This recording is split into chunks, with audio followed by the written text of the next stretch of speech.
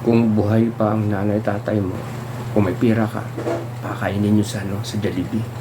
O ano man yan, sa mga McDo, o ano man yan, pakainin nyo. Hindi nyo nahintayin na, halimbawa na mawala na yung mga magulang mo, hindi pa sila nakakain sa Jollibee, o ano man na bagay, o masarap na pagkain. Di ba, malungkot? Malungkot, no?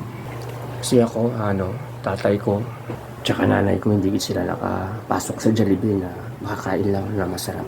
Hanggang nawala na sila. Malungkot nga isipin. Kaya kayo, hanggang buhay pa sila, pakakainin nyo ng masarap na pagkain. Ewan ko ngayon kasi ngayon mga tao na puro mayaman na lahat makabili na. Hindi tulad ng dati kami, wala.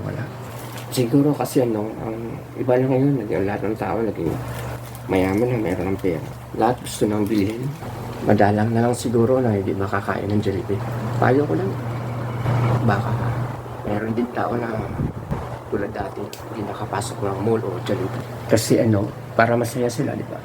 Para mayroon silang ngiti kapag pinakain niya sa Jollibee. Ganun lang.